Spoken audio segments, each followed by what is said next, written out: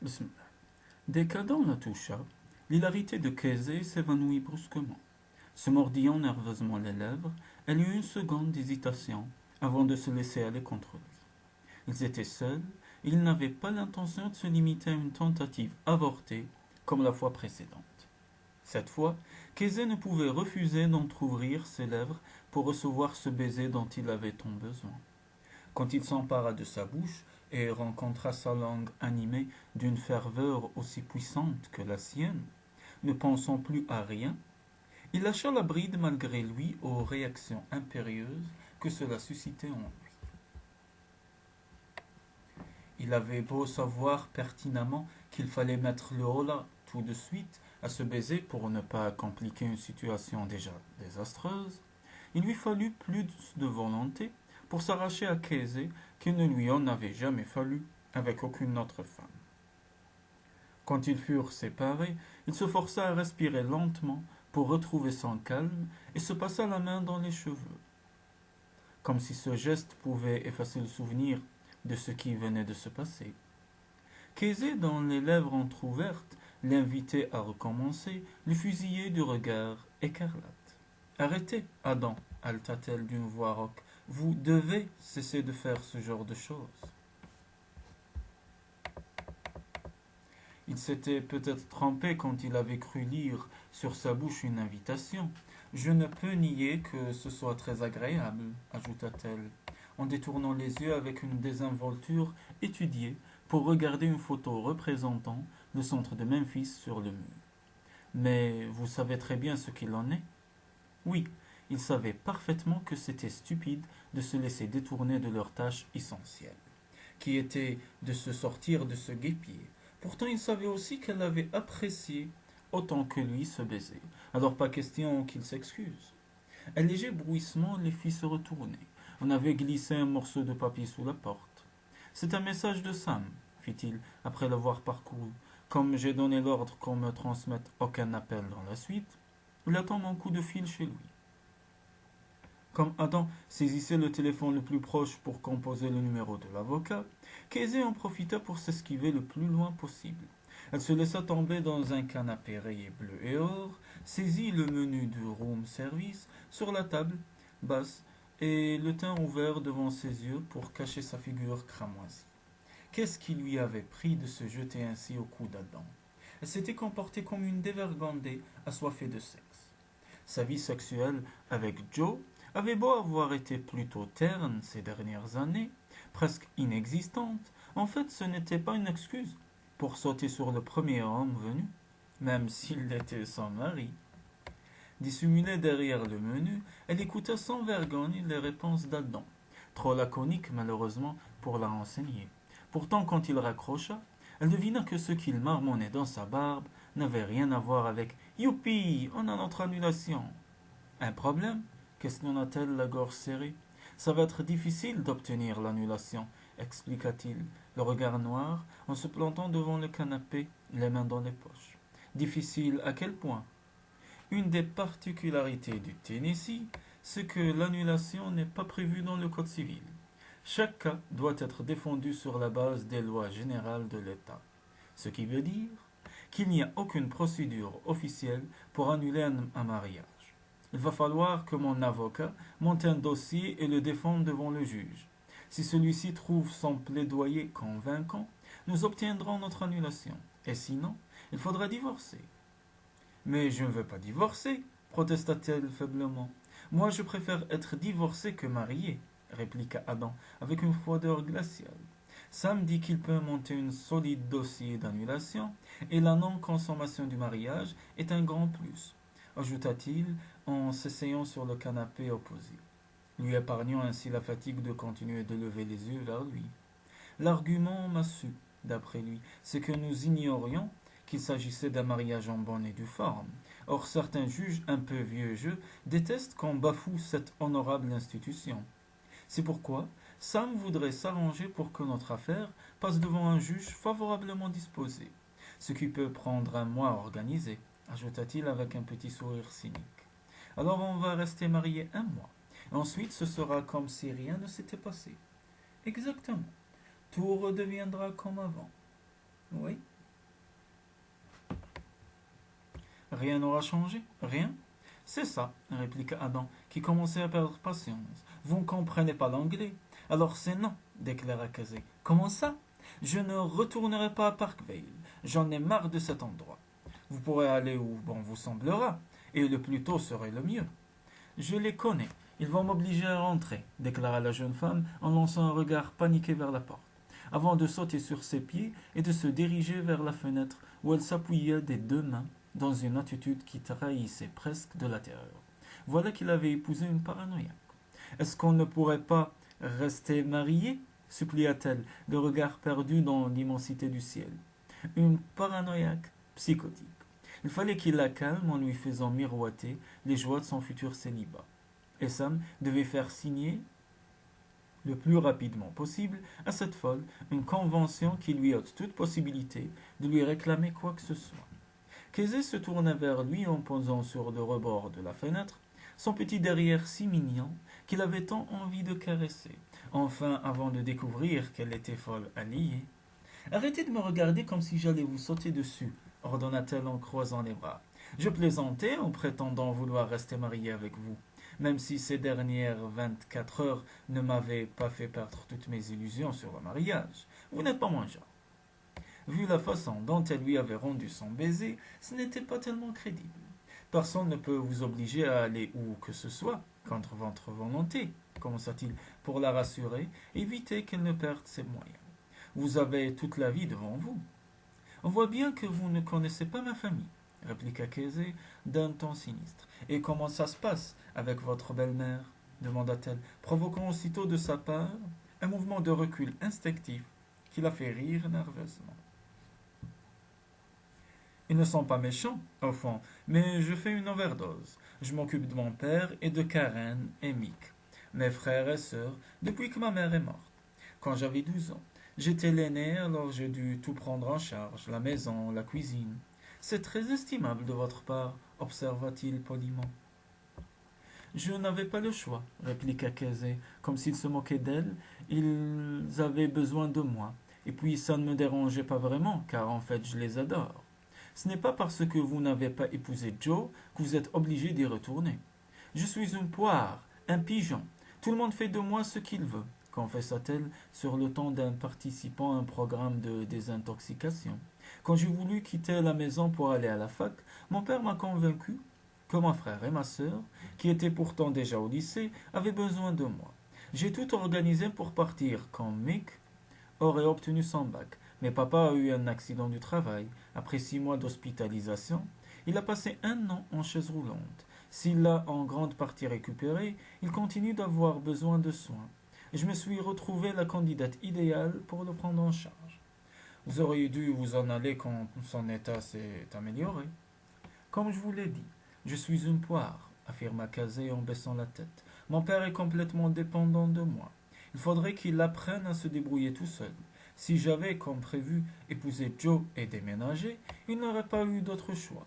Maintenant, il va me tanner pour que je rentre à la maison, où Karen sera là pour en rajouter une couche. Elle habite chez votre père? Pas encore, mais comme elle s'est séparée de son mari il y a quelques mois, après la naissance de son bébé, et qu'elle a laissé tomber son boulot d'avocate à Dallas, elle compte revenir s'installer à la maison. Elle veut retrouver du travail et compte pour ça que je m'occupe de sa fille Rosie, parce qu'elle prétend ne pas faire confiance aux nourrices. Casey n'osait avouer à Adam que le projet de Karen la remplissait d'un mélange étrange de désir et d'angoisse. D'angoisse parce que cela remettait une fois de plus la réalisation de ses projets au calende grec, et de désir parce que elle souhaitait sincèrement prodiguer au bébé de sa sœur les trésors d'amour maternel que recelait son cœur, un cœur qui autrement resterait en friche. Adam la rejoignit à la fenêtre, si près qu'elle aurait pu le toucher. Vous n'avez qu'à leur dire non, Casey. Est-ce qu'il vous est déjà arrivé de dire oui à quelqu'un alors que vous n'en aviez pas envie? Demanda-t-elle. On ne peut pas m'obliger à faire une chose que je n'ai pas envie de faire, observa-t-il d'un ton neutre. Eh bien, j'en suis ravi pour vous, mais moi, je ne réussis pas à dire non à tout ce chantage affectif, suggéra-t-il. Elle acquiesça. Malgré ses grandes proclamations d'intransigeance, Adam avait l'air de la comprendre. À l'époque de la mort de sa mère, elle avait été la seule capable d'assumer les charges de la maison. Et elle s'y était attelée avec courage, sans imaginer qu'elle était en train de fabriquer un piège, une dépendance mutuelle à laquelle aucun d'entre eux ne pourrait échapper. Se sentir indispensable était un sentiment très gratifiant, qui impliquait l'idée que si l'on n'était plus indispensable, les autres vous retireraient leur amour. C'était complètement idiot, mais elle était devenue prisonnière de ce schéma de pensée. Même sa relation avec Joe était bâtie sur un sentiment de besoin et de dépendance. La mère de son fiancé l'avait abandonné quand il était petit, et Joe était à la recherche d'une femme qui s'attache à lui pour la vie. Comme il était ravi de ne la partager avec personne, Casey en était même arrivé à croire que cela lui était bien égal de ne pas pouvoir avoir d'enfant. Mais il y avait une raison concrète pour qu'elle évite de retourner chez elle dans les semaines à venir. Il y a quelques mois, confia-t-elle à Adam, j'ai gagné un concours d'écriture avec les premiers chapitres d'un roman que je suis en train d'écrire. Une éditrice membre du jury m'a demandé de le lire en entier. Elle doit tenir une conférence à Dallas au mois d'août, et j'ai prévu de m'y rendre pour lui remettre mon manuscrit. Si je retourne à la maison, je n'aurai jamais le temps de le terminer. Pour ma famille, l'écriture est un aimable passe-temps, et la plupart des associations de Parkvale me tiennent pour corvéable à merci. Adam hocha la tête accablé. Écrire un livre. Voilà bien une occupation d'adolescente attardée qui cadrait parfaitement avec les chimères d'adoration mutuelle de la jeune femme. Il fallait qu'elle arrête de rêver et se dépêche de mettre un terme au chantage affectif et hanté dont elle était la victime, comme lui-même l'avait fait avec sa propre famille, qui cherchait toujours à exercer sur lui un chantage tant matériel qu'affectif. Malgré leur caractère si différent, Casey et lui étaient confrontés au même genre de pression de la part de leurs parents. Mais le chantage ne marcherait jamais sur lui. Comme il le lui avait expliqué, on ne pouvait l'obliger à faire ce dont il n'avait pas envie. Son père s'y était cassé les dents, et son testament n'était qu'une tentative ultime de sa part pour exercer sa volonté sur lui. Quelle ironie de penser que leur mariage, s'il avait été authentique, aurait résolu tous leurs problèmes. Soudain, cette idée produisit dans sa tête un écho retentissant. Vous avez raison, lança-t-il abruptement. Nous devrions rester mariés. Quoi? S'exclama la jeune femme qui, de saisissement, glissa du rebord de la fenêtre et n'arrêta sa chute qu'en se retenant in extremis à l'embrasse du rideau. Je vous trouve charmant. C'est indéniable. Elle n'en avait pas l'air si convaincue que cela, jugea-t-il. Mais je ne suis pas assez désespéré pour demeurer marié à un parfait étranger. Il me semble que vous étiez assez désespéré pour mentir à votre fiancé et l'épouser au cours d'une émission de télé-réalité. Rétorqua-t-il cruellement. Je ne faisais que devancer la date de notre mariage. Nous étions fiancés, protesta-t-elle. Et nous, nous sommes mariés. Ce que je vous propose ne serait pas un vrai mariage, reprit-il en faisant les 100 pas entre la fenêtre et le canapé pour mieux réfléchir au plan qu'il élaborait. Nous resterions simplement ensemble jusqu'à l'annulation. Je voudrais que nous agissions en public comme si nous étions vraiment mari et femme pendant, disons, un mois. Je vois bien en quoi cela pourrait m'aider, admit Casey, mais vous, à quoi cela vous servirait-il? Quand mon père est mort, il m'a légué sa majorité de blocage de Carmichael Broadcasting, expliqua-t-il, comprenant que, pour la convaincre, il fallait lui révéler l'essentiel. Seulement, son testament stipule que si je ne suis pas marié, une union durable et solide, à l'âge de 30 ans, mes parts passeront à mon cousin Henry. C'est légal de forcer quelqu'un à se marier pour toucher son héritage? Non, soupira-t-il en se carrant dans le canapé. En tout cas, c'est ce que prétend Sam. Mais tant que nous n'avons pas réussi à monter un dossier qui prouve devant un tribunal que le testament n'est pas recevable, c'est lui qui prévaut. Nous y travaillons d'arrache-pied, Sam et moi, mais vous vous doutez bien qu'Henri et sa mère, ma tante Anna May, ont leurs propres avocats qui bataillent de leur côté pour prouver que le testament est légal. Ils espèrent tous qu'Henri va hériter de mes parts, sachant que je ne me marierai jamais pour faire plaisir à mon père. Kesey considéra cette situation abracadabrante avec perplexité. Votre père devait être un vrai romantique, avança-t-elle. Ce commentaire suscita un éclair d'irritation dans les yeux de son interlocuteur. Mon père avait quelques raisons de soupçonner que j'étais contre le mariage. Je dois dire qu'à l'époque de sa mort, me marier était le cadet de mes soucis. Mais je pensais qu'au bout de quelques années, je finirais bien par trouver chaussure à mon pied. Chaussure à son pied. Est-ce que cela signifiait quelqu'un qui l'aime? Mais vous n'avez pas trouvé, devina-t-elle. Eh oui, je me trompais, avoua Adam, en fourrant les mains dans ses poches. Je vais bientôt avoir 30 ans, et il me reste peu de temps pour trouver une épouse. Ma belle-mère, qui ne croit pas que nous pourrons invalider le testament, voudrait me voir prendre femme rapidement pour gagner sur les deux tableaux. Ces derniers mois, elle a passé son temps à m'arranger des rencontres fortuites avec toutes les filles de ses amis. Elle prépare pour mon anniversaire une fête où elle a décidé d'inviter la majorité des célibataires de Memphis. Avec Héloïse, j'ai l'impression que ma vie s'est transformée en un interminable défilé de filles à marier. Une vraie parade nuptiale, conclut-il d'un air dégoûté. Mais j'ai une affaire à diriger et un procès à gagner. Moi, je n'ai pas de temps à perdre avec ces fariboles. Dites donc, ça ressemble furieusement au comportement de ma famille, releva-t-elle. Alors si on ne peut jamais vous obliger à faire quoi que ce soit, pourquoi ne dites-vous pas à Héloïse de vous laisser tranquille? Si seulement je le pouvais, s'exclama Adam, mais avant sa mort, mon père m'a fait promettre de prendre soin d'elle, expliqua-t-il, en lui décochant un regard lourd de menace qui signifiait n'en demandez pas plus. Elle caressa un instant l'idée de lui poser tout de même quelques questions, mais c'était peut-être pousser le bouchon un peu loin. Et puis elle voulait qu'il lui dise pourquoi il désirait tant que leur mariage paraisse réel. Aussi quitta-t-elle la fenêtre pour se rapprocher du sofa. Si je comprends bien, vous voulez à la fois gagner votre procès et échapper aux visées matrimoniales de votre belle-mère, résuma-t-elle avec ironie. Madame Tika, si je suis mariée, Héloïse n'aura plus qu'à remballer ses rencontres fortuites, ses fêtes d'anniversaire et tout le reste. Et Anna May et Henri hésiteront à m'attaquer devant un tribunal.